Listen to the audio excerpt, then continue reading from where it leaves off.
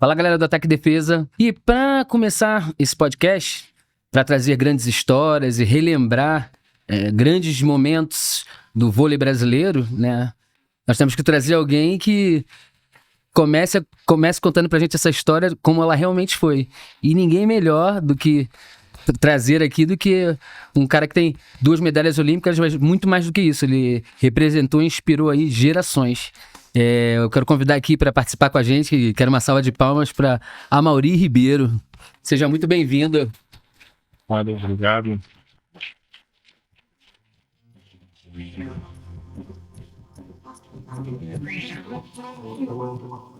Obrigado, Marquinhos, pela oportunidade aí de contar um pouco de história. Sempre é bom, né? É sempre maravilhoso, ainda mais de escutar. Eu já ouvi bastante, porque eu encontrei um dia e a gente ficou batendo papo. Mas agora a gente vai poder compartilhar com as outras pessoas que sempre perguntam. E eu vou deixar para você falar um pouco do que você quer falar, né? Antes da gente começar a fazer pergunta ou alguma coisa, porque eu acho que você tem muito a acrescentar ao voleibol. Todo mundo que eu convivi sempre fala, olha, o Amaury tem isso, o Amaury tem aquilo, mas como eu sei que você é um cara sábio e você tem riqueza das palavras, eu deixo as palavras para você. Legal. Bom, eu desde quando me lembro como gente, desde pequeno eu sempre pratiquei esporte, muito futebol, né? Andava muito de bicicleta, natação, tudo. Para falar a verdade, o voleibol, dentre outros esportes, foi a última coisa que entrou na minha vida quando eu era garoto, mas entrou e durou até hoje. Quer dizer, eu tenho aí mais de 50 anos ligado ao voleibol de alguma forma. Nos últimos anos ligado mais ao vôlei paraolímpico, mas assim eu tive sempre uma afinidade muito grande com o esporte. O esporte fez a minha vida até hoje e é um negócio muito que me toca muito falar sobre isso, é muito legal. É interessante a gente escutar sobre isso porque o vôlei foi o último esporte que você realmente foi praticar. Teu professor foi lá na tua casa conversar com seus pais que não sabiam nem o que era vôlei e você teve que ir, né? E você foi desenvolvendo várias aptidões, né? Acho que assim, você é um jogador universal. Todo mundo fala, eu tenho os vídeos, eu vejo. Quando que essa paixão começou a nascer? Porque tem uma história lá do Paulistano que vocês foram jogar e era uma distância do que vocês praticavam para o que acontecia lá. Eu queria que você contasse um pouco pra gente, pra galera ter uma noção, uma percepção do que era a década de 70 e o que é o vôlei hoje em dia. Bom, eu considero maravilhoso esse momento, porque assim, em 1970, o Brasil foi campeão da Copa do Mundo no México de futebol, né? E foi a primeira vez que teve uma Copa transmitida, sei lá, que eu pude assistir. Eu tinha 11 anos. E é lógico, todo garoto naquela fase ali, naquela idade, depois de ver aquilo ali, queria jogar futebol. E eu não era diferente. Joguei muito futebol na rua, em todo lugar na escola. Zagueiro? Mas o dia inteiro, eu fazia de tudo. Até no futebol. Jogava ataque, defesa, não interessa. Eu não era dono da bola não, mas jogava. Até eu cheguei a receber convites para treinar, cheguei a treinar no Dente de Leite de São Paulo. Mas aí, na escola, naquela época eu estudava numa escola estadual, que é o Alexandre de Gusmão, que era uma escola muito boa. E tinham 2 professores de educação física. Um era o professor Branco e o outro era o Ari. O Ari gostava muito de basquete e o Branco de voleibol. E fazia questão que a gente praticasse o vôlei. E eu, como comecei a crescer, era mais alto da média dos outros garotos, né? Ele falou, não, você vai jogar vôlei. E eu dizia pra ele, mas Branco, eu não gosto de vôlei, eu não sei, eu quero jogar futebol e tal. Aí ele falou, não, mas dá pra você jogar, você tem altura, tudo, você vai ser um jogador de vôlei. Isso ele afirmou pra mim antes de eu começar a treinar o vôlei. Mas aí ele viu que eu estava um pouco relutante, ele chegou a ir conversar com os meus pais em casa, sem pedir permissão, sem nada. Ele bateu lá na minha casa e conversou com meu pai. Com a minha mãe, lógico que meus pais, o voleibol naquele período ali não era um esporte absolutamente, ninguém conhecia, ninguém sabia o que era. E meu pai, eu lembro que meu pai disse a ele, é esporte, é saudável, não sei o que, pode levar. Que o Branco queria me levar a treinar voleibol fora do período da escola. Então, aí eu comecei. E um certo dia lá, ele tinha um Fusca, ele colocou 6 garotos no Fusca dele e levou lá no Paulistano. Eram todos do seu tamanho? Eram mais ou menos. Eu era o maior, mas no caso 6 no Fusca, com ele dirigindo 7 dentro do Fusca. Chegamos no Paulistano, ele conhecia o técnico lá, que era o técnico do Mirim do Paulistano. O Mirim do Paulistano era vice-campeão paulista naquela época, aquele ano. Era 1972. Era o São Bernardo, né? Que era o... São Bernardo era o campeão. E daí o técnico viu que a gente estava em 6, vamos fazer um 7. E aí aquecemos, a gente tinha uma bola só, de capotão ainda, aquela bola drible. E o pessoal do Paulistano com bola minha japonesa, Tachikara na época, né? Fazendo aquecimento, e a gente lá fazendo uma rodinha, fizemos aquecimento e aí jogamos 7. E ganhamos um 7 para resumir, né? Ganhamos o 7 do Paulistano. E o Branco, que era pequenininho assim, ficou gigante. Virou pro treinador lá do Paulistano e falou, vamos jogar mais um. Aí o treinador falou, não, tá bom, já tá bom, não sei o que, deixa assim. Bom, sei para resumir, no ano seguinte, os 6 que ele levou pro Paulistano pegaram o time e ficamos... aí que iniciamos a jogar pela federação, campeonato da federação. Sim. Isso aí no início de 1973. 1973, mais de 50 anos, 52 anos atrás.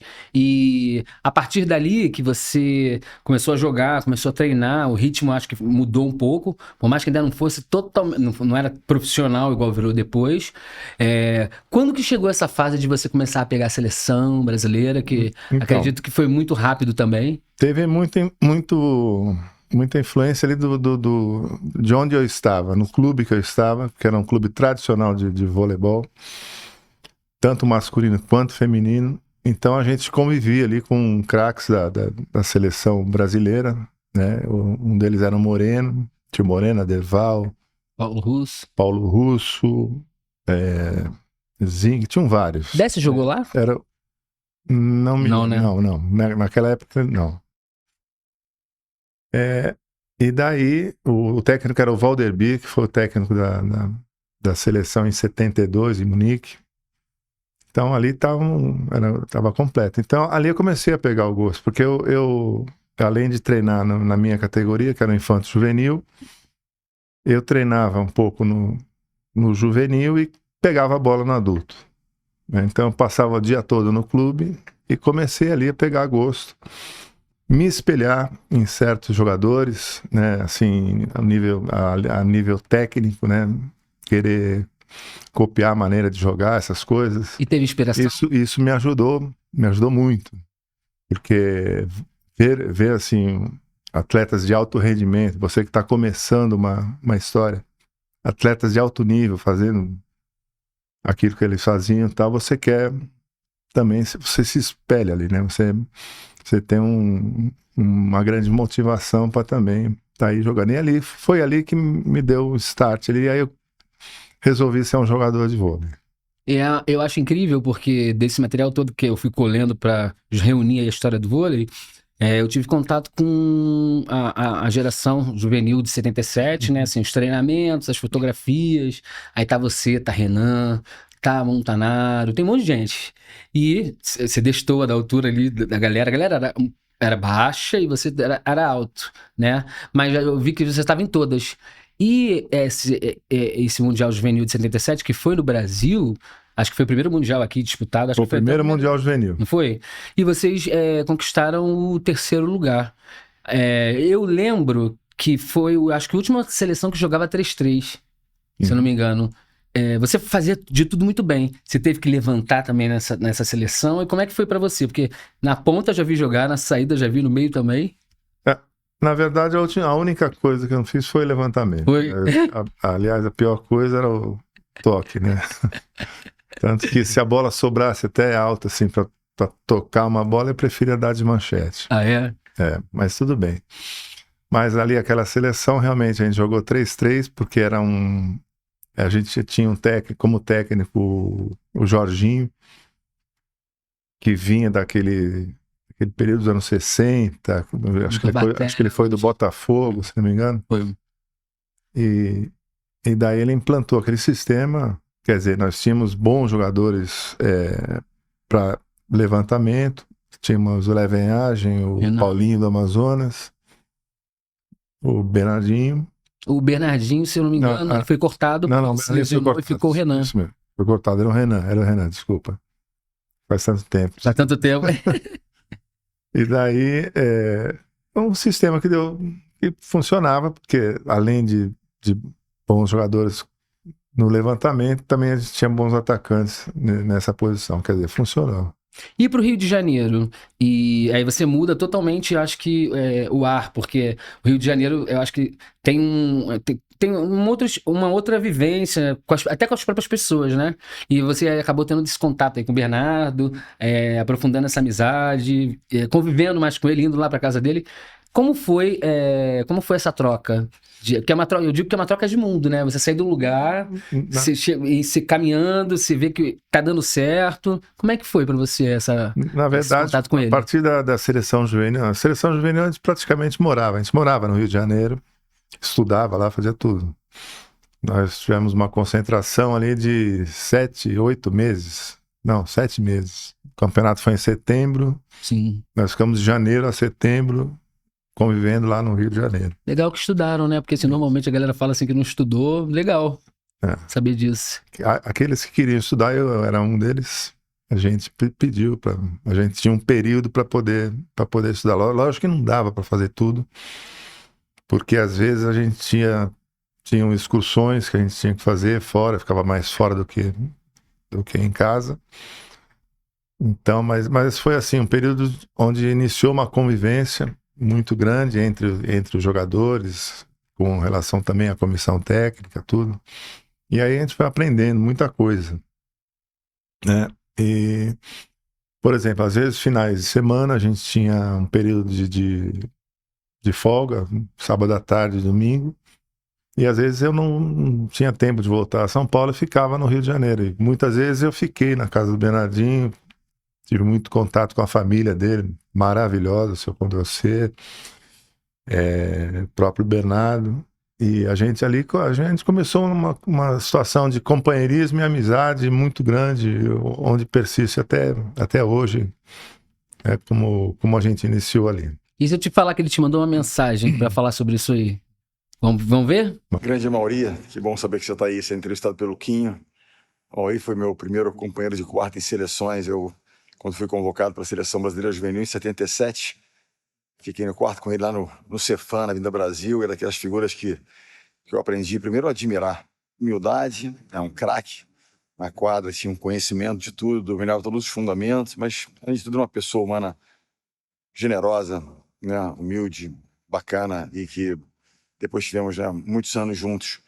E eu sempre ali, como um backup, como um reserva, admirando a forma como ele se conduzia na quadra e fora dela. Depois tivemos juntos algumas oportunidades, e ele comandando, né, o vôlei da galera sentado. Tivemos antes da Olimpíada 2016, da Paralimpíada, fez um trabalho maravilhoso, pude reencontrá-lo, né, ali, comandando. Então, é uma pessoa pela qual eu tenho uma admiração profunda, um daqueles jogadores de quem pouco se falava, mas tão importante para uma geração que começou aí o sucesso do voleibol brasileiro, a geração de prata. Ele era um daqueles grandes ídolos, pouco aclamados, mas certamente não para o ímpar, dos primeiros a ser escolhido. Mauri, meu amigo, um grande abraço, saudade de você, muita saúde e sempre na torcida, sempre torcendo por você. Um abraço.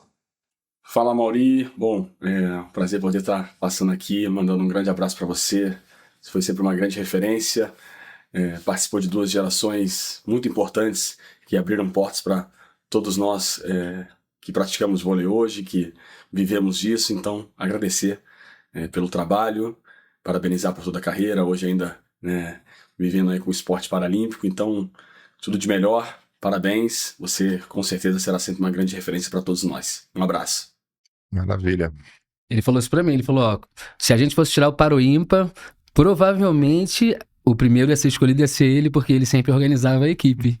E ele falou que você tinha o respeito do grupo, que a galera te escutava, que você falava. Agora, uma coisa que eu observei, vendo a Olimpíada, eu vou perguntar da de 80, mas isso foi uma coisa que eu vi na Olimpíada de 84. Você tá ali na rede, você passa, você defende, você bloqueia, aí você empurra alguém pra um lado, você manda ir pro outro, mas de repente tem uma hora que a rede empaca, ninguém vira. Aí você chega pro William e fala assim, pra mim, aí você tá dos 3 metros. Aí você vai lá, vira só aquela bola e volta tudo pro normal. Você tinha até essa visão de que de repente se a rede não tá funcionando, eu vou fazer isso, eu vou fazer aquele outro. Como é que funcionava? Que às vezes você falava só no olho. Eu só vi você brigar uma vez, reclamar uma vez. Não, dentro da quadra, apesar de, sei lá, não podia não parecer, mas a gente ficava sempre atento. Eu estava sempre em cima de todo mundo, principalmente na rede, quando eu tinha que organizar o bloqueio. Nós tínhamos uma equipe baixa, né? William, Bernardo, Montanaro, Renan não era tão baixo, mas perante os nossos adversários, né, a gente tinha uma deficiência de altura ali. Então, tinha que organizar muito bem o nosso bloqueio, né, e nossa defesa em função do bloqueio, para poder dar certo, para poder acontecer alguma coisa. E isso eu fazia questão de comandar, né? Então, isso sempre teve dentro de mim, uma coisa dentro de quadra, comandar. Fora da quadra não podia não falar nada, mas dentro da quadra eu fazia questão de comandar, de levar aquilo ali. Às vezes tinha até discussão contra o próprio técnico, né? O próprio Bebeto. Bebeto vinha, não, vamos fazer isso, ele dava uma ordem, falava, não vamos fazer isso, nós vamos fazer aquilo, diferente e tal. Você tem uma história boa pra contar de 81, você podia compartilhar com a gente aí, faz isso, Maurinho, não, vou fazer assim. Saía aquele bate-boca na hora ali do tempo, mas depois dava tudo certo, né? Então... O Bebeto falava que o poder do técnico é saber trabalhar o poder do atleta. E que quando ele colocava para jogar e ele não conseguia fazer isso, ele se sentia frustrado. Então, eu acho que quando você bate boca com o técnico, mas você consegue mostrar para ele que o resultado ele tá acontecendo e o técnico tem a humildade de ver isso, eu acho que ele se torna gigante. O que foi o Bebeto para vocês?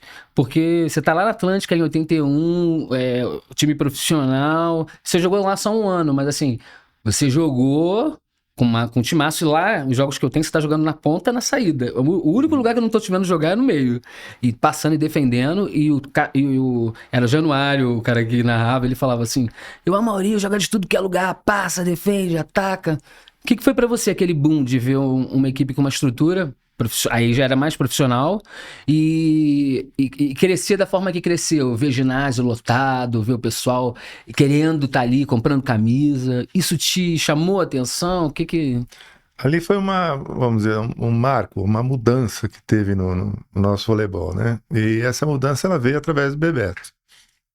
Então, o Bebeto ele veio com outra mentalidade. Até 80 o voleibol de uma maneira geral tinha uma maneira de ser aqui no Brasil um tanto quanto amadora, né? Assim, porque o esporte era amador, não tinha apoio, não tinha patrocínio, aquela coisa toda, era difícil. Então não é por falta de digamos assim, material humano, essas coisas, de técnicos, mas sim por falta de estrutura.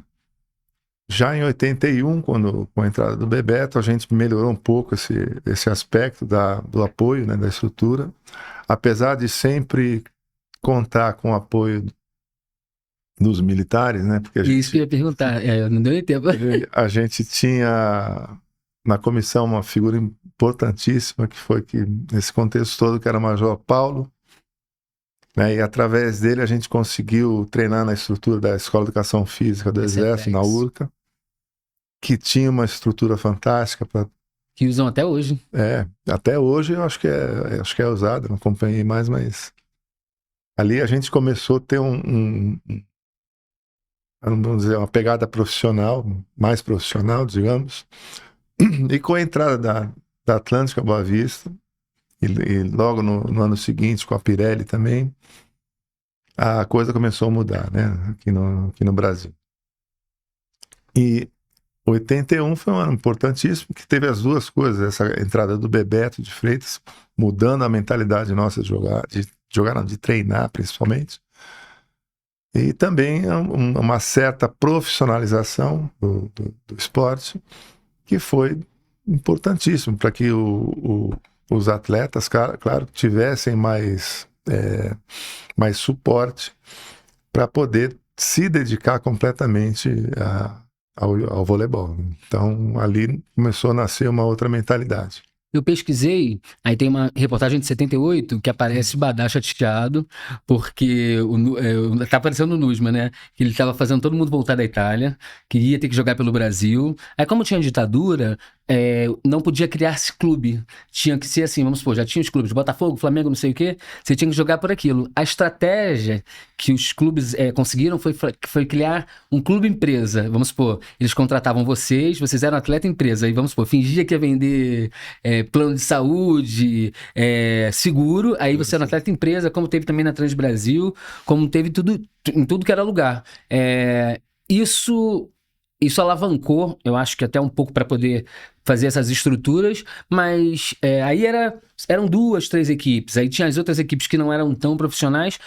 Você acha que eu ia te perguntar, o que foi Moscou para você, né? Eu pergunto para as meninas porque foi a primeira Olimpíada delas, o masculino já ia desde 64, mas elas falam que elas nunca imaginavam um dia chegar ali, e você foi a 4, né? Então, assim, eu vou te perguntar da tua primeira, porque eu acho que é uma experiência diferente, até você chegar numa que você já tá acostumado a passar por tudo, você já sabe o que vai acontecer. A gente tem até a blusa de 80 aqui, ó, uma delas, que é essa aqui, ó, tem a verde e a branca, que eu falo que é o avô da Mizuno. É da Mizuno. Não é? Tem essa e tem a verde. E como eu tenho as fotos lá, eu vejo, tá Moreno, tá você, tá Bernardo, tá Renan, tá Suíço, aí eu fico imaginando. Aí eu vejo os relatos da Isabel contando. Aquilo ali foi um negócio fantástico, porque eu te disse, de 73 que eu comecei a jogar, em pouco tempo eu já estava na seleção adulta, em 77, jogando com aqueles mesmos ídolos que eu admirava ali no começo da trajetória toda lá no Paulistano. Então, de repente, eu me vi ali do lado deles jogando uma competição, e eu via aí que eu particularmente não tinha muita noção o que era uma Olimpíada, né? E fui aprender com eles, com gente que já tinha ido em 2, 3, Moreno. Ele estava, acho que na 4ª Olimpíada dele. E um negócio que eu vivenciei assim ao máximo, porque desde quando a gente chegou em Moscou, a gente participou da abertura. A abertura, quando eu lembro, me arrepio até hoje. Sei, foi uma das aberturas assim mais bonitas. Eu tenho vídeo de vocês passando, sabia? Passa rápido assim, mas dá pra ver todo mundo. Não sei se foi porque foi minha primeira, mas assim, foi o que mais tocou em mim, né? Então, na hora que eu entrei no ginásio, até dar a primeira volta do desfile, eu fiquei todo arrepiado mesmo de ver aquele público, aquela coisa, aquela festa. E a competição em si, né? Aí eu ainda não tinha tanta experiência, mas já estava na seleção há 2 anos. Sim. Então eu tive a oportunidade de joguei como titular. E de repente uma coisa fantástica é eu tá jogando ali, olhar para o lado e tá o meu ídolo jogando do meu lado, coisa que eu sonhava, né? De repente foi a concretização do que eu tinha como sonho no início da carreira. Quando eu comecei lá no Paulistano, tá jogando ali. Aquilo ali foi um marco para mim. E eu acho interessantíssimo porque vocês conseguiram feitos que acho que eram impossíveis assim de pensar. Vocês ganharam da campeã olímpica, que era a Polônia, Iugoslávia, aí pegaram Cuba, Coreia. Por um pouquinho, assim, raspou quase assim, ali no bronze. Mas acho que no outro ano, quando vem a Copa do Mundo de 81, vocês conseguem trazer a primeira medalha, que é a medalha de bronze. Eu fui lá no Bernardinho, fui lá olhar, cara, a medalha, além de ser linda, ela tá da mesma maneira. Tem várias medalhas aí que a gente pega, elas estão todas comidas, feitas, a medalha tá igual. Então, assim, eu vejo que o Japão é apaixonado por voleibol. O que é jogar lá, né? E como é que foi essa emoção para vocês de trazerem essa medalha internacional, que eu acho que abriu portas ali para o que viria depois? O Japão era era um sonho jogar lá, né? Porque, assim, além das equipes fortes que a gente já conhecia do leste europeu, na Ásia ainda prevalecia como referência o Japão, porque o Japão era absolutamente profissional, Sim. o voleibol lá, né? Acho que depois do beisebol, era o segundo esporte. E jogar lá era a gente começou a vivenciar naquele ano ali, 81, né? Então, até nossos jogadores, apesar de a gente pensar que não éramos conhecidos, mas já éramos conhecidos, porque cada um tinha o seu fã-clube ali. Quando a gente chegava em uma cidade para jogar, tinha aquela garotada que vinha pedir autógrafo, era um negócio fantástico, era maravilhoso jogar no Japão. Agora, a coisa mais legal que aconteceu mesmo foi a gente pegar o pódio. A gente chegar no pódio depois de muito sacrifício, a gente conseguir, porque a gente, apesar de ter começado lá em 81, a gente, como eu disse,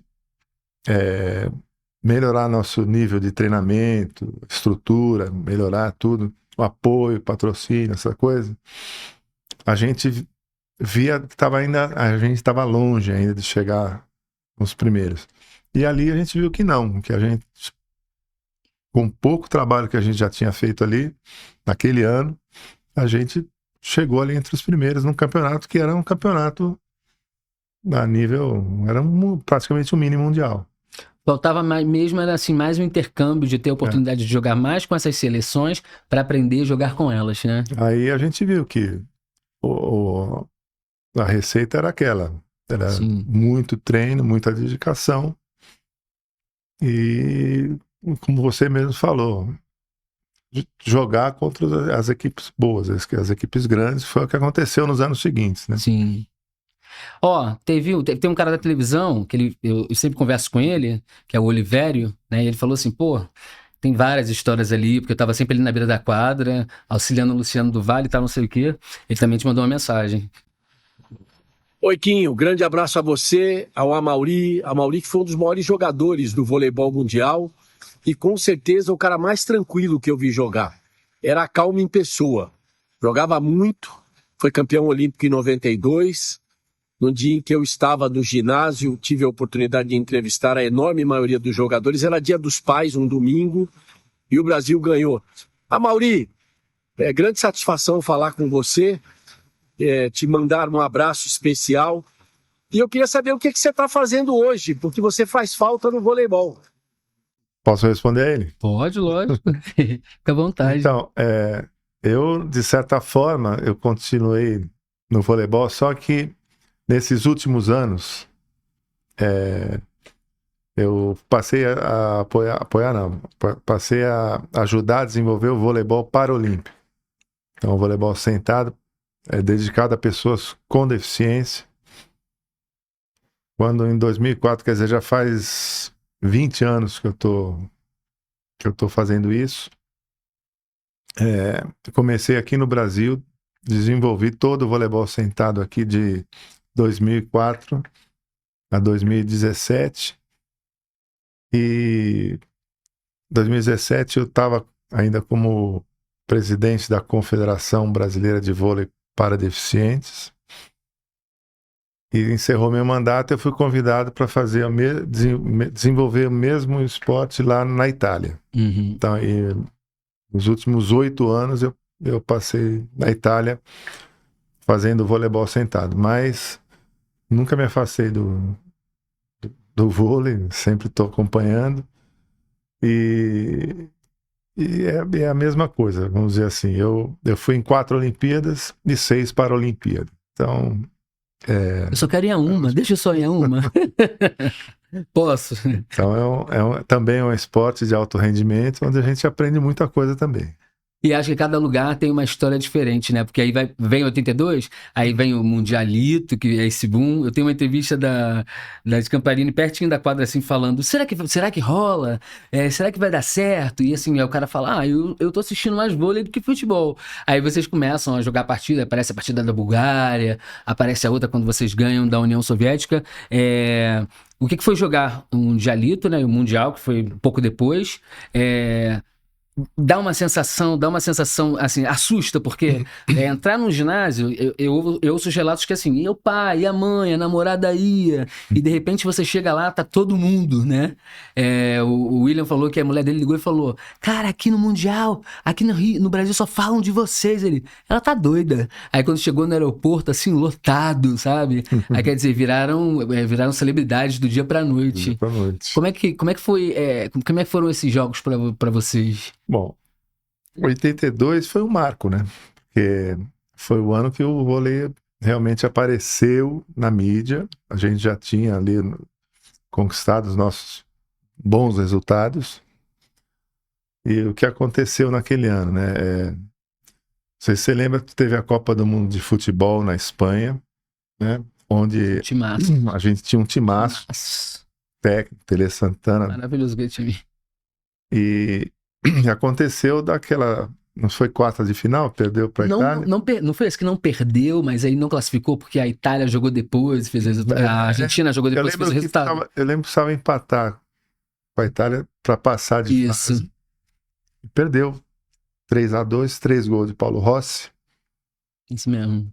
E aquela seleção que saiu daqui, praticamente campeã, e era mesmo, né? Deu uma certa esfriada aqui um pouco no esporte no Brasil, né? Assim, deixou uma carência, né? Tá faltando alguma coisa. E veio o voleibol, que como o último mundial de esporte que tinha, foi em novembro, na Argentina. E antes teve o Mundialito. Aí, o que aconteceu? Pela primeira vez, transmitiu um jogo ao vivo de voleibol. Aliás, foi a primeira vez que se transmitiu um jogo de vôlei. E o que aconteceu? A gente ganhou o Mundialito, né? Oi. Jogos muito duros. Me arrepio quando vejo. Todas as equipes estavam muito bem preparadas, que todas elas iriam para o Mundial, pararam no Rio de Janeiro para fazer o Mundialito. Então não foi um campeonato qualquer, vamos dizer assim, não foi um treino. Foi um campeonato disputado. As seleções estavam todas preparadas. Vocês já jogaram com seleção dura da época. Então, ali a gente... em primeiro lugar, a gente provou que tinha um time competitivo, um time para estar na ponta, para estar entre os primeiros. E a gente teve a oportunidade de mostrar para o Brasil inteiro o que era o voleibol, através do Luciano do Vale, né, que a gente não pode esquecer. Do vôlei, Ele acreditou no vôlei e começou a colocar em evidência. Então foi um marco ali pro vôlei, né? E o que aconteceu? A gente foi para a Argentina. A União Soviética era um time praticamente imbatível, que a gente conseguiu bater na final do Mundialito. E a nossa intenção era ir. Nós fomos pela primeira vez para um campeonato mundial, um campeonato importante, para ganhar. Né? Por que não? Nós temos uma equipe competitiva, vamos ganhar. E foi também muito difícil, porque a gente teve ali tropeço logo no começo. A Tchecoslováquia assustou, porque acho que foi um dos jogos mais importantes foi da Tchecoslováquia. Foi justamente isso. A Tchecoslováquia foi um perrengue ali para a gente poder passar aquele jogo, né? Mas chegamos na final contra a União Soviética e a gente nunca tinha visto o russo vibrar, né? Vibrar como os cubanos, como outras equipes aí que a gente conhece. Pela primeira vez eu vi, porque eles estavam mordidos, estavam engasgados com a derrota que eles tiveram no Rio. E eu nunca vi. Eles jogaram assim, com raiva, com questão de revanche mesmo. Sim. E não deu pra gente, mesmo assim jogamos bem, mas perdemos aquela final. Voltamos vice-campeões mundiais. Eu lembro quando a gente desceu aqui no aeroporto, tinha uma galera lá fora, um monte de gente. E a gente, pô, A mulherada ensandecida. deve ter alguém aí importante chegando. Juro por Deus, a ideia era essa mesmo. E quando abriu a porta ali era pra gente, né? Então, primeira vez que eu dei um autógrafo aqui no Brasil, aquela coisa. Legal. E daí a gente viu quer dizer, ali estava consagrado, né? O esporte estava. A partir daí, todo garoto, em vez de pensar no futebol, que nem eu pensava quando era moleque, queria jogar vôlei. Mas aí você vê a distância. Você começou lá em 73, vocês já estavam fazendo quase 10 anos, que aí que você viu o boom do voleibol e viu tudo acontecer. Eu falo que é engraçado, porque em 83, aí vocês vão jogar, primeiro quase ninguém nunca viu, eu botei o vídeo outro dia, isso aí bombou na internet. Os amistosos, aí vocês começam a fazer amistosos mais aqui no Brasil, aí aparecem os amistosos contra Cuba, que vocês fizeram, São Paulo, Salvador, não sei o quê. E no do Rio de Janeiro, o pessoal nunca tinha visto, eu botei lá o da confusão. Queria que você falasse um pouco, porque o Léo falou pro Leonide, falou pra mim assim, eu fui o único que fui tentar falar pra não brigar, e eu fui o único que apanhei, eu tomei um chute na perna, não sei o que, aparece o Bebeto correndo pra salvar o Renan, e o Xandó chega de um lado, só que ele vai fazendo assim e vai chegando pra trás, vai chegando pra trás. Aí depois o jogo volta e vocês ganham, mas aí o pessoal, caraca, antes das mulheres os caras já brigavam. Eu falei, já tinham brigado antes já. Ali é assim, é o seguinte, Cuba sempre foi jogar com Cuba era sempre uma rivalidade, sempre um perrengue, e tinha aquela coisa, sempre apesar de não ter contato, sempre tinha aquela coisa da brincadeira, da malandragem, da sacanagem, de um contra outro, eles com a gente e a gente com eles, todo mundo. E aquilo ali foi pegando. Então tinha alguns deles que tinham mais, vamos dizer, mais rincha, ou Mas catimba, gostava de provocar. com certos jogadores nossos e os nossos com eles e tal. E aí teve um estopim, né? O Xandó tomou um bloqueio, eu estava atrás dele, até estava na cobertura. Daquele Guilherme. É o Guilherme, isso. E o Guilherme e tal fez aquela vibração meio sacana pra cima do Xandó, a bola ficou quicando assim. O Xandó deu um bico na bola, pegou no cara. E o cara era forte, hein? O cara atravessou pra pegar o Xandó. No que ele atravessou a seleção inteira de Cuba, veio pra cá. E o Bebeto pequenininho correndo assim pra tentar ajudar, tipo, eu vou ajudar meus filhos. E a coisa ficou feia, mas assim, não saiu daquela coisa ali da intenção, né? Sim. Ainda bem, a gente estava no Rio, né? Estava na casa deles lá, sei lá. Mas foi só aquilo ali, não teve mais nada. Coitado do Léo que tomou um pontapé. Falou meu pé, cara, eu não pude jogar no outro dia, fiquei com o pé inchado. Tomou um chute. Depois ele estava jogando, ele estava no jogo, teve que sair. E foi muito engraçado aquilo lá, né? Aí vem essa preparação toda e vocês estão chegando lá em 84. Aí tem, quer dizer, das duas Olimpíadas houveram boicotes, né? Que a gente sabe da Guerra Fria, tanto em Moscou, que os Estados Unidos e os países aliados não foram. Em 84, a União Soviética faz a mesma coisa. Aí a gente ouve mil coisas de 84. Falar, se a União Soviética tivesse ido. Eu falo que se é música do Djavan, quem queria ir estava lá na Olimpíada. E aí vocês fizeram uma Olimpíada que vocês jogaram contra a Argentina, Tunísia, Coreia e tal. E eu lembro que o jogo dos Estados Unidos, acho que é um jogo que vocês tinham que ter um placar para passar, que senão vocês estavam desclassificados. A gente tinha que ganhar. Tinha que ganhar, não era? Porque a gente tinha perdido para a Coreia. Isso. Se não ganhasse aquele jogo, não ia passar para semifinal. Pra semifinal. E o formato era diferente, tá, gente? Não é igual hoje em dia, não. Você tinha 1, 2, 3 jogos, perdeu, tá fora. Mas, assim, a gente nunca tinha perdido para os Estados Unidos. E até, assim, era um jogo difícil, por ser na casa deles, ser uma Olimpíada. Então, na Olimpíada, mesmo que você nunca tenha perdido uma seleção, não quer dizer que você é superior. Mas a gente entrou focado naquilo que a gente tinha que fazer, que era ganhar ou ganhar. Então, A gente entrou muito focado, eu lembro naquele jogo lá, ganhamos de 3-0 e conseguimos o objetivo que era passar para a semifinal. Ganharam da Itália.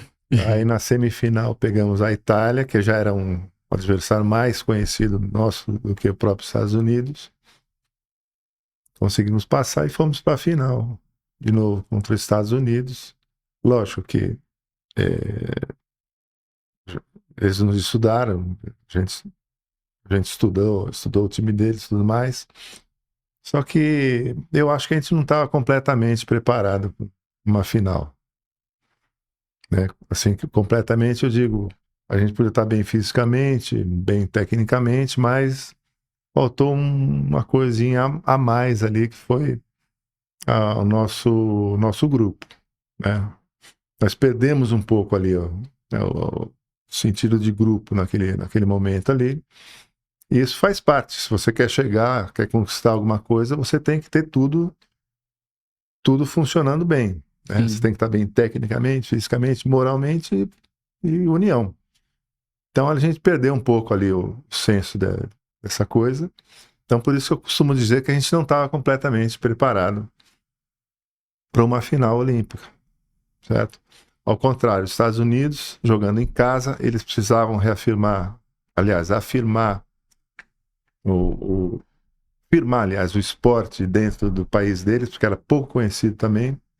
Era conhecido só Eu acho que mais a praia até. beach vôlei na Califórnia só, mais nada. E então eles precisavam fazer isso. Tanto que os Estados Unidos eles ficaram concentrados 2 anos. Não jogaram nem o Pan-Americano contra vocês. Não jogaram o Pan-Americano de 83, mandaram uma equipe universitária e ficaram concentrados com a família, tudo, quer dizer, eles até sobrevivência na neve, eu sei que eles fizeram. Caramba. Então, você vê ali, o nível do foco ali estava bem diferente. Apesar de, tecnicamente, eu acho, as equipes estavam ali equilibradas, mas faltou pra gente aquilo ali. Sim. Você ficou... eu pergunto isso porque eu vejo ali, quando essa tua geração falar da medalha, parece que foi a morte. Aí eu penso assim, pô, você vai pra Olimpíada, né? Daquelas pessoas todas que vão, 10% só vão trazer medalha. De qualquer forma, é uma medalha. Eu falo que eu daria tudo que eu tenho daqui pra ganhar uma medalha, né? E parece que foi aquela coisa do tipo assim, pô, não, essa medalha não. Eu fico orgulhoso. Eu acho que quando a gente no vôlei, a gente consegue ver a medalha do primeiro, do segundo e do terceiro. Mas pro Brasil, parece que só de primeiro lugar tem valor. Teve valor pra você? Muito. Completamente. Uma medalha era tudo que a gente sonhava. Tá num pódio olímpico ainda, né? E assim, existe aquela coisa, aquela frustração da derrota de uma final. Sim. Né? Ao contrário, quando se joga uma disputa de terceiro, você venceu para ganhar uma medalha. E superou aquilo que depois... A medalha de prata, para conquistar a medalha de prata, você tem que perder. Né? E é duro você saber que poderia ter chegado lá, tinha a condição de a gente chegar, lógico, todo mundo era consciente disso e não chegou. Então, teve aquela frustração. Mas, ao mesmo tempo, né, a gente teve o reconhecimento de ser a primeira medalha medalha olímpica que a gente conseguia. Isso foi importantíssimo. Foi onde abriu ainda mais a visão assim, dos jovens, né? Porque assim, o que apareceu de jovem que jogou depois em outras gerações, e eu falo com eles, ó, falei com o Carlão, me inspirei na Mauri, perguntei pro Paulão, perguntei pro Jorge Edson. Inclusive, que eu ri, porque eu falei assim, eu não sei porque que ele falou isso, mas provavelmente o Mauri vai saber, porque ele adora fazer piada, né? Aí ele falou assim, eu vou fazer uma piada pra Mauri, mas ele vai entender o que é. Aí eu falei assim, tá, mas o que é? Ele falou assim, não, só posso falar pra ele. Aí eu botei aqui, eu falei, tá bom, Jorge, vou deixar aqui e vou mandar pra ele. O que foi? Porquinho, mandando uma aqui agora pro Amaury, tá bom? Meu ídolo. Ídolo desde quando eu era menino pequeno. Depois foi a alegria de jogar com ele. Mas o negócio é o seguinte, Amaury, não é pergunta, eu quero que você conte pra todo mundo, Olimpíada 92, né? Tá com a memória em dia, né? Por que você era chamado de fantasma? Mas conta com história, conta com detalhe, tá bom? Forte abraço, Guri. Tá na Itália, né? Aproveita e come o macarrão. Se cuida. Aí eu fiquei curioso, eu falei assim, gente, por que a Mauri era chamado de fantasma? Não, Era fantasma, também era homem invisível, né? Isso aí o William costumava me chamar. Porque às vezes a gente estava em giro, andando, horário livre, né? E ninguém me via. Porque eu andava, fazia minhas coisas, não sei o quê, mas eu não andava muito junto com todo mundo. Preferia andar sozinho. Então, eu só aparecia nos horários que tinha que aparecer. Né? Por exemplo, a gente estava num aeroporto, eu ia fazer minhas coisas antes de pegar o voo, não sei o quê, enquanto todo mundo estava ali na porta do embarque, eu estava em outro lugar, estava girando por ali, andando, sempre gostei de andar, conhecer as coisas, e só aparecia na hora, mas nunca me perdi, nunca me atrasei, nada disso. Então começou essa história aí de homem fantasma, homem invisível, essa coisa. Ah, é por isso? É por isso. Aí vamos lá. Aí até assim, Tem homem invisível, eu gostei da. em Barcelona, eu ensinei um pouquinho pro Marcelo Negrão, né? Porque o Zé Roberto me colocou no quarto junto com o Marcelo, porque eu era mais velho e o Marcelo era mais novo. Aquela coisa, né? Não, segura o Marcelo aí, que não sei o quê. Que era muito garoto, tinha acho que 18 anos. Mas todo mundo só fala que o Marcelo comia muito, né? Isso. Comia desesperadamente. A gente estava no nosso prédio dentro da vila, era bem perto do restaurante. E o Marcelo olhava pela janela e falava, não, vamos comer alguma coisa lá. O restaurante é 24 horas. Então eu ensinei um pouquinho pro Marcelo. Eu falei, ô Marcelo, espera um pouquinho, né? Porque o Zé tá aqui embaixo, deixa ele ver, tal. Se ele ver, ele vai te dar uma bronca, você vai estar comendo toda hora, então eu segurava isso, ensinava ele, tipo assim, as saídas estratégicas Sim. da concentração para poder ir até o restaurante, fazer um lanche lá e voltar, né? E aí não teve problema com o Zé Roberto, a gente dava um jeito de sumir, né? Por isso eles falavam então. Aí eu vou comentar sobre 87, 88, que você jogou na Pirelli um bom tempo, você fala que é teu time de coração, você foi para Itália para tentar uma outra experiência, né? Você já estava com 20 e poucos anos, você queria, acho que, experimentar outras coisas.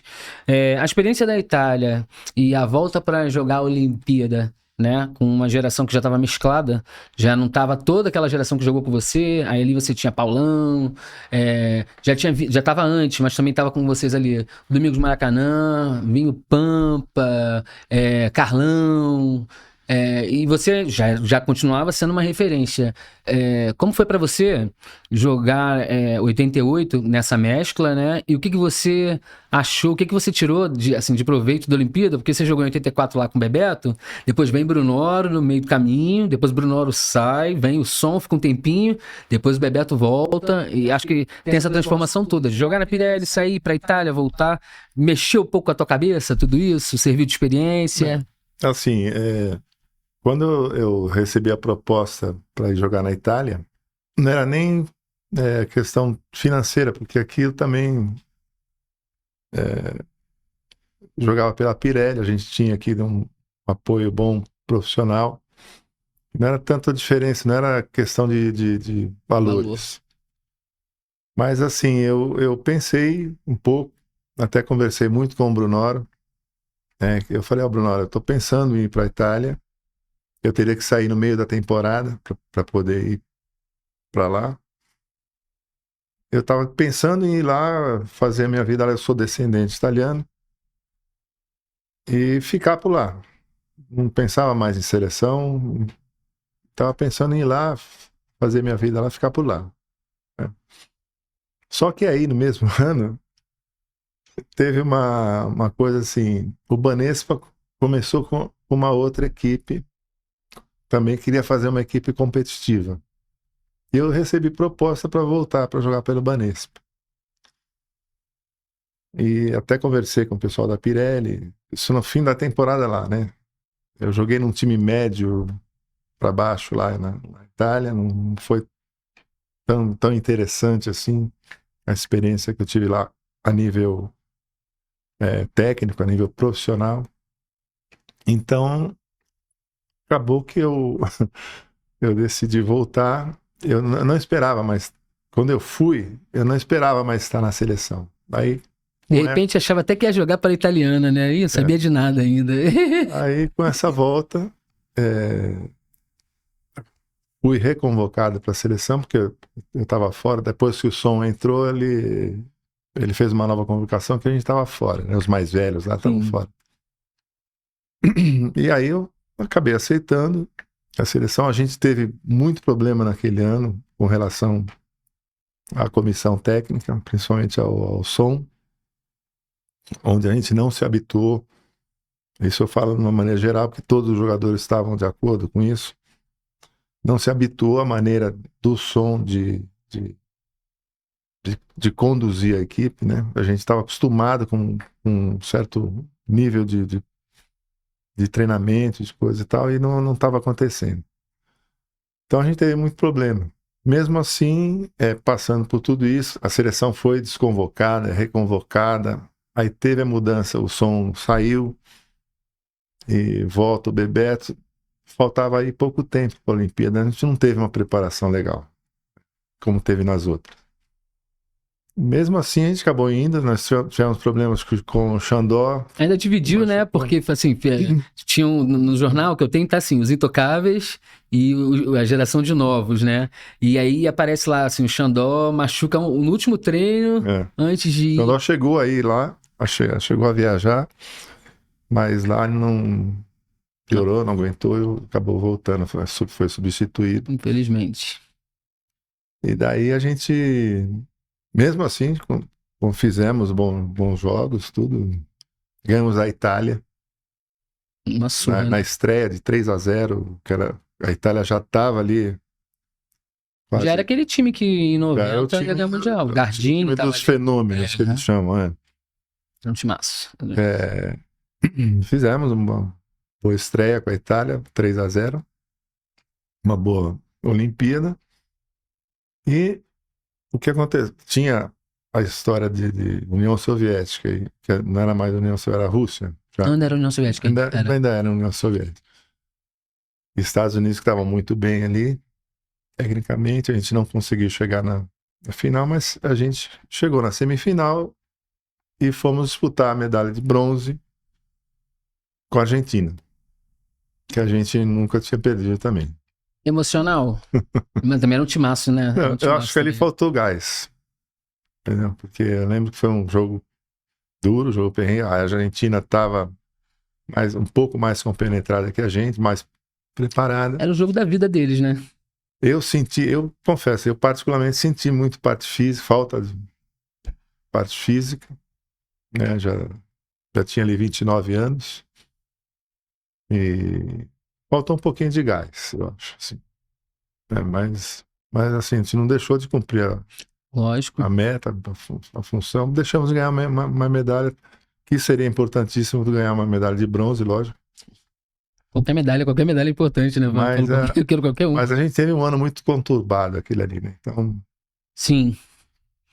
E aí eu acho que muita gente fala aí eu já conversei com vários atletas, aí eles falam da tua experiência dentro do Banespa, porque assim, todo mundo fala, o Amaury chegou aqui no Banespa pra jogar, ele não tinha essa coisa, ele pegava o atleta mais jovem, instruía, faça isso aqui, aprenda isso aqui. Acho que até antes de você treinar a galera toda me falava assim, pô, mas ele vinha pra cá, o cara vinha, a gente ficava parado e o cara falava, não, vem, faz isso, faz aquilo. Então assim, o que a galera conta é que você tornou aquela geração de grandes pessoas, de grandes jogadores. Eles nem achavam que eles seriam tão grandes, mas ele falou assim, pô, quando ele chegou aqui, o cara falou, vou jogar não sei o que, a gente ficava parado lá, observando, catando bola, aí justamente o cara que a gente falou assim, Marquinho, eu ficava ali parado, ele me botou apelidos e eu ficava concentrado vendo o que ele ia fazer e como ele ia fazer para tentar aprender alguma coisa com ele, porque ele era uma referência para todo mundo, que é o Marcelo Negrão. O Negrão falou do apelido que você colocou nele, aqui ó, peraí, e... Ele falou que só cresceu, ele a galera, ele falou, a Xé falou, uma galera falou sobre como foi conviver com você, aqui, que é muita gente, né, então a gente tem que ir aqui, ó, e ele falou que ficou super orgulhoso, mas antes, esse cara aqui falou bem mais de você, ó. Ô, Amaury, meu querido jogador, meu querido amigo. É tão fácil e tão difícil falar do Amaury, né? Porque, como jogador, não tem nem o que falar. Um cara excepcional, um líder sem falar muito dentro da quadra, um dos melhores bloqueios do mundo. Mas eu quero dar uma pincelada no meu amigo Amaury. Amaury sempre foi um cara muito introvertido, muito discreto, não ligava muito para a fama que os outros jogadores tinham, mas sempre teve um caráter de vencedor, um caráter de querer a vitória, um caráter de sempre estar bem com o grupo, de sempre, assim, indiretamente, estar trabalhando com o grupo. E o Amaury, depois que parou de jogar, tive o prazer de ter ele como aluno no curso da Trevisan, quando ele começou a abraçar uma outra parte da carreira de gestor. É uma pessoa que eu guardo no meu coração com muito carinho, com muitas lembranças boas de quadra e fora da quadra, algumas discussões, algumas trocas de ideia, e que fizeram e moldaram o Amaury nesse mundo de hoje. E pode ter certeza, Amaury, que você também me ajudou a moldar a minha parte de pessoa, a minha parte de homem, a minha parte de gestor, com os seus exemplos dentro e fora da quadra, cara. Eu quero, nesse vídeo, te agradecer muito por ter convivido contigo e ter tido tantas glórias e tantas coisas bacanas juntos, tá? Fica com Deus sempre, que a tua carreira aí fora das quadras, na parte de jogador e na parte de gestor, seja sempre muito, muito feliz e que tenha um sucesso merecido na sua vida pessoal também. Fica com Deus, cara. Um abraço. Maravilha. Brunoro, ao contrário, Brunoro, só tenho a agradecer a você, que fez parte aí, uma boa parte da minha carreira, assim, trabalhamos juntos, e uma pessoa muito correta e que nos ensinou, né? O Brunoro, do jeito dele, ele fala de mim, mas eu vou falar dele agora. Ele, do jeito dele, ele procurava conduzir ou tirar de cada um dos atletas o potencial que cada um tinha. Quer dizer, ele fazia cada um tirar para fora, botar para fora aquilo que realmente tinha de bom. E ele sabia fazer muito bem isso daí. Então eu só tenho a agradecer a você, Bruno. É maravilhoso ter trabalhado junto durante tantos anos. E só ganhei com você como parceiro. Agora, o que é, depois de 3 Olimpíadas, depois de jogar, você jogou Campeonato Brasileiro, Liga Nacional, Superliga, você jogou tudo. Jogou Liga Mundial, até quando achou que não jogaria mais, e aí você vai para a Olimpíada de 92, você já achou, você nem pensava que você poderia chegar lá, vai fazer uma estreia contra a Coreia, que é um time que você tinha perdido nas outras Olimpíadas. Eu lembro que a reportagem que o Bial faz, ele até fala, e aí, a Coreia? Você fala, a Coreia é uma pedra no nosso sapato. Então, quer dizer, tinha aquela coisa do será que vai, será que não vai? O jogo contra a Cuba lá da briga, o que foi, o que representou 92 aí pra você? Porque eu acho que as pessoas não têm noção, mas você é o primeiro jogador de vôlei brasileiro que tem 2 medalhas olímpicas. Você tem uma prata em 84 e o ouro em 82. As outras medalhas a gente deixa até pra depois. Mas isso é uma consagração. Você conseguiu se transcender, o vôlei foi modificando e você conseguiu acompanhar. Então, além da referência, você conseguiu fazer muito mais do que isso. O que representa chegar lá, querer ouvir o hino do teu país? É o único trauma do Tandy, né? Que ele falou que ele botou a mão no peito, esperou e tocou 3 segundos. Aí ele fez assim, ué, acabou? Não, uma que eu não esperava realmente ir para Barcelona. Eu já estava com alguns problemas no joelho, problemas físicos, mas continuava jogando. Eu posso contar aqui a história? E eu estava jogando uma semifinal pelo Banespa, acho que era Banespa e pelo Campeonato Brasileiro, acho que era Banespa e Frango Sul, não me lembro direito, no Ibirapuera. E o Zé Roberto foi lá assistir essa partida, ele já estava foi escolhido técnico da seleção. E o Zé, eu tive sempre uma boa amizade com ele, a gente jogou junto, inclusive. A primeira convocação minha para uma seleção adulta, ele estava junto. Então a gente se conhecia há muito tempo e eu queria cumprimentá-lo, não consegui. E depois ele me convidou, ele falou, vamos comer uma pizza lá no Ibirapuera, lá não sei aonde, num lugar que a gente ia sempre. E chegando lá, ele falou pra mim assim, tava ele e a comissão técnica. Ele falou pra mim, eu tô soltando uma lista amanhã de convocar, não sei o que, o teu nome tá no meio. Eu falei, você tá brincando, Zé, não é possível, imagino. Não sei, tô com o joelho ruim e tal, não vou aguentar. Eu achei que era brincadeira. No fim, eu olhando, eu percebi que o negócio era sério. Eu falei, mas é sério? Ele falou, é sério. Aí começamos a discutir sobre isso. Eu falei, eu não sei, vamos ver se meu joelho aguenta. E ele falou, não, vai ter um treinamento diferenciado para você, né? Você vai treinar menos que os outros, não sei o quê, parará. E eu falei, tudo bem. Óbvio que isso não aconteceu, né? Então, Nunca acontece. eu treinei, na verdade, eu treinei igual ou mais que todo mundo, porque era uma seleção muito jovem, foi essa proposta que ele me fez, que ele me pediu para fazer. Ele falou, eu tenho um grupo muito, muito novo, um potencial muito grande, mas sem experiência nenhuma, e você é a experiência que eu preciso, como jogador, passar para essa garotada, né? Então eu preciso ter alguém. Aliás, vai ser você e vai ser o Pampa. Eu falei, então, tá, eu topo, vamos lá. Aí teve essa coisa de não treinar. No fim, eu tive que treinar porque, na verdade, esses jogadores mais novos, eles se espelhavam nos mais velhos. Tinham poucos. Tinha praticamente só eu. Então, a gente tinha que treinar, sei lá, em dobro, né? Que a gente podia. Mas, assim,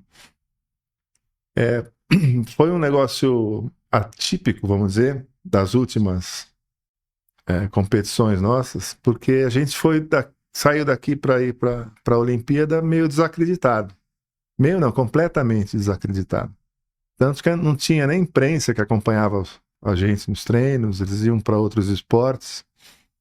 Eles só vieram acompanhar a gente, quer dizer, só vieram dar atenção quando viram que a gente estava para voltar lá pro pódio, né? E foi assim, foi uma Olimpíada, a gente pegou uma chave muito dura, muito difícil e fomos ali passando. Ninguém pode falar que vocês jogaram contra time fraco, que Cuba, Rússia, Holanda, Coreia. Um time só pauleiro. A Coreia talvez tenha sido ali o mais tranquilo nosso, mesmo assim, né? E daí foi um negócio, falei, vamos lá, e é lógico, eu do meu lado, que eu podia fazer? Só motivar molecada, fala, nós vamos chegar, temos condição, vamos chegar, estamos indo, só fazer o trabalho. E aí que valeu uma grande coisa, né? Porque o Zé, acho que já tinha passado, o Zé teve uma história com o Bebeto, né? Foi auxiliar técnico, quer dizer, ele teve uma experiência. Estava lá já tinha uma experiência. E eu já tinha tido a experiência anterior, né? De uma Olimpíada e de chegar numa final, né, olímpica. Então, eu tinha a missão de passar para eles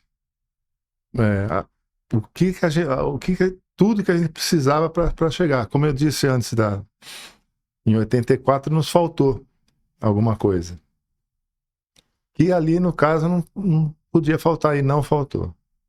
O Zé Roberto, por saber disso, ele teve uma conduta disciplinar, uma condução dentro do grupo muito boa. Ele soube conduzir direitinho do início dos treinamentos até a final. Ele soube conduzir o grupo muito bem, né? Fez o grupo ficar fechado, unido até o final. E isso funcionou completamente, deu certo e veio a medalha. Minha medalha de ouro aí do vôlei brasileiro e veio tudo que veio depois. Então, quer dizer, super vitorioso. Agora, a gente tá quase terminando o podcast, mas eu não posso deixar de fazer essa pergunta polêmica que a gente sempre faz para todo mundo. Se você tivesse que monte uma seleção, mas assim, não precisa ser a seleção dos melhores. Eu sempre falo isso. Qual seleção que você gostaria de falar assim, ó, essa aqui é a minha seleção? Porque às vezes o pessoal se preocupa em falar assim, fulano joga muito, Beltrano. Qual a seleção que te deixa agradável? Que você fala assim, ó, eu gostaria de jogar com fulano, com Beltrano, de repente é de uma geração, é de outra, é que você jogou. Como é que seria a sua seleção? Então, é uma coisa que eu vejo, às vezes acompanho, né? Mas eu não sei, eu fico meio assim, eu prefiro deixar essa coisa para os técnicos.